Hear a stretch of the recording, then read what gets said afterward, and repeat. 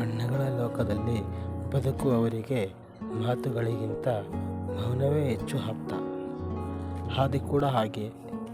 ಅವನ ಕುಂಚದ ಪ್ರತಿ ಚಣಿಯಲ್ಲೂ ಒಂದು ನಿಗೂಢ ಮೌನವಿತ್ತು.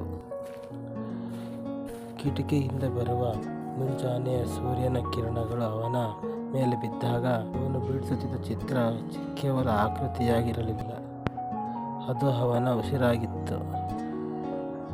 ಆ ಚಿತ್ರದ ಪ್ರತಿ ರೇಖೆಯಲ್ಲೂ ಮೂಡುತ್ತಿದ್ದಳು ರಿಯಾ.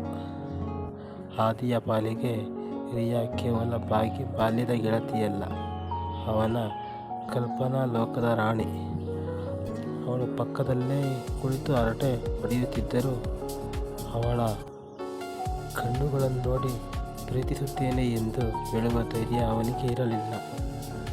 ಆ ಮೌನವೇ ಒಂದು ಬದುಕಿನ ಸುಂದರ ಕವಿತೆಯಾಗಿತ್ತು. ಕಾಲಚಕ್ರ ಉರುಳಿದಂತೆ ಮನಸ್ಸಿನ ಭಾವನೆಗಳು ಗಟ್ಟಿಯಾಗುತ್ತವೆ. ಒಂದು ದಿನ ಆದಿ ತನ್ನ ಪ್ರೀತಿಯನ್ನು ಹೇಳಬೇಕೆಂದು ನಿರ್ಧರಿಸಿ ತನ್ನ ಅತ್ಯುತ್ತಮ ಚಿತ್ರವನ್ನು ಸಿದ್ಧಪಡಿಸುತ್ತಿದ್ದ. ರಿಯಾ ಅಲ್ಲಿಗೆ ಬರುತ್ತಾಳೆ ಎಂಬ ನಿರೀಕ್ಷೆ ಅವನಿಗೆ ಇರಲಿಲ್ಲ.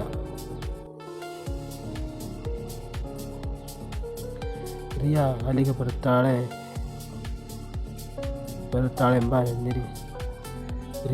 ಬರುತ್ತಾಳೆಂಬ ನಿರೀಕ್ಷೆಯಲ್ಲಿದ್ದ ಅವನಿಗೆ ಕಲಿತು ಒಂದು ಅನಿರೀಕ್ಷಿತ ತಿರುವು.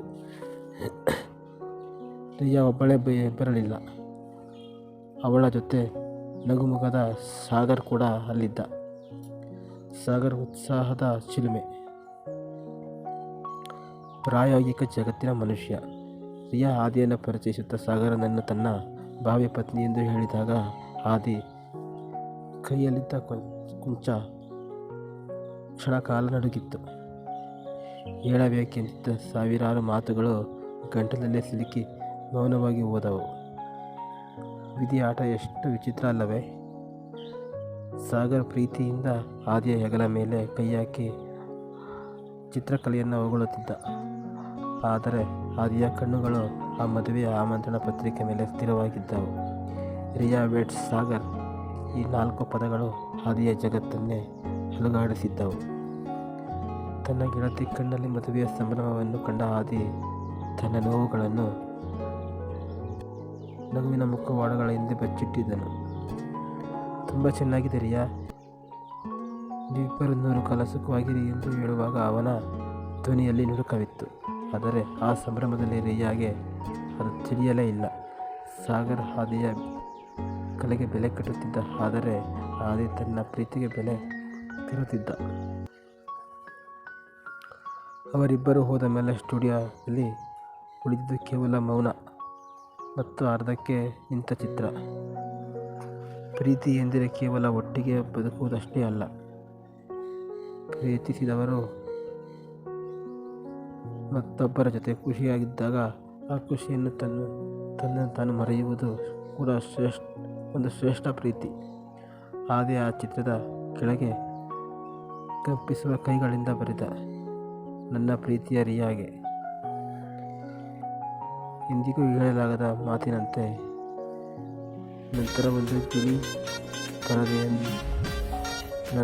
ಬಿಳಿ ಪರದೆಯನ್ನು ಆ ಚಿತ್ರಕ್ಕೆ ಹೊಲಿಸಿದರು.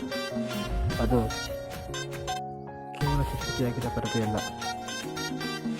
ಪ್ರೇಮ ಕಥೆಗೆ ಬಿದ್ದ ಅಂತಿಮ ತೆರೆಯಾಗಿತ್ತು.